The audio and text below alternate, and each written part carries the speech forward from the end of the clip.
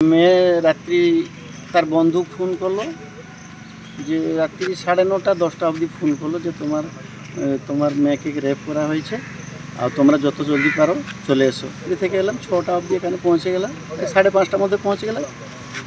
দেখলাম মেয়েটা সিরিয়াস আছে, বেশি কিছু কথা হতে পারলাম না। যা দেখলাম এখানে মেয়ে সুরক্ষিত নেই, আর তার বন্ধু একজনকে বাইরে নিয়ে গেছিল নাকি, এটা তো আমি ঠিক মতো শুনতে পারিনি।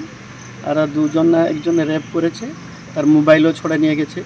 তো আমার কথা বলছে ওই ছেলেটা কিভাবে সিকিউরিটি গার্ড সামনে থাকতে থাকতে কিভাবে বাইরে গেল। অ্যাকচুয়ালি আমার মেয়েটা তো চালাক নয়, ও নিয়ে গেল। তারপরে দুজনকে এলো, দেখি একজন রেপ করেছে আর দুজন পালিয়ে গেল, ফের ঘুরে এলো, আর মোবাইলটা ছড়ে নিল, 200 টাকাও ছড়ে নিল। ওর কি মেয়ে বলছে যদি তুই আর কিছু যদি বলবি তোকে মেরে দিব, 3000 টাকা আমাকে দিবি। এইভাবে কে বলেছে? এটা ছেলেটা, সেই ছেলেটা। আমি যখন এলাম পুলিশ ইনভেস্টিগেশন করেছিল, বলবো আমার উপরে ভরসা রাখুন। কমপ্লেন করেছেন? হ্যাঁ, কমপ্লেন করেছি। ওরা বয়ান রেকর্ড করেছে আমার মেয়ের কাছে। তো ওরা বলে যে আমরা ইনভেস্টিগেশন করব, আমি দোষীদের জন্য কার্য অনুষ্ঠান করব। দ্বিতীয় বর্ষের এমবিবিএস পড়ুয়া যাকে গণধর্ষণের অভিযোগ উঠেছে, ঘটনাস্থলে যাচ্ছে জাতীয় মহিলা কমিশন। জাতীয় মহিলা কমিশনের প্রতিনিধি অর্চনা মজুমদার কি জানিয়েছেন দেখুন।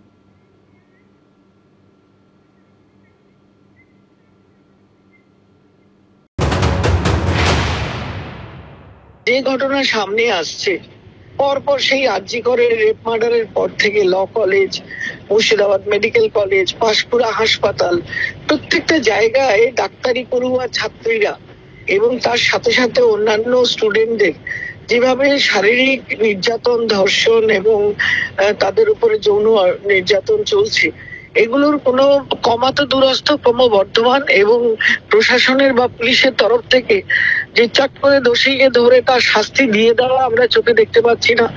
এই যে ক্রিমিনালদের যে শাস্তি না হওয়ার ব্যাপারটা, এটা কিন্তু আমার মনে হয় ঘটনা উত্তরোত্তর বৃদ্ধি পাচ্ছে। মেয়েদের উপর নির্যাতনের ঘটনা এত বেড়ে যাচ্ছে, আমরা কমিশন থেকে অত্যন্ত উদ্বিগ্ন। আমি পুলিশ মন্ত্রী, মহিলা মুখ্যমন্ত্রী, তার কাছে অনুরোধ করব, আসুন আমরা সবাই একসাথে মিলে দোষীকে ধরি, দোষীকে শাস্তি দিই এবং রাজ্যের মেয়েদের, বাংলার মেয়েদের আমরা একটু নিস্তার দিই, যাতে তারা পড়াশোনা করতে গেলে কলেজে বা তারা যে লেখাপড়ার জায়গাটায় তারা অন্তত এই যৌন অত্যাচার থেকে এবং এগুলোর থেকে মুক্ত থাকে, পড়াশোনা করে কেরিয়ারটা এবং ভবিষ্যৎটা বানাতে পারে। তৃণমূল কংগ্রেসের ব্লক সভাপতি উজ্জ্বল মুখোপাধ্যায় কি জানিয়েছেন দেখুন।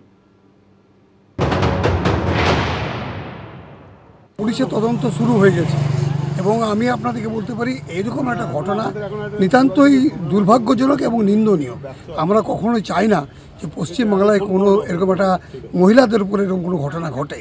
তো এই নিয়ে তো আমরা তো প্রচণ্ডভাবে এর ধিক্কার জানাচ্ছি।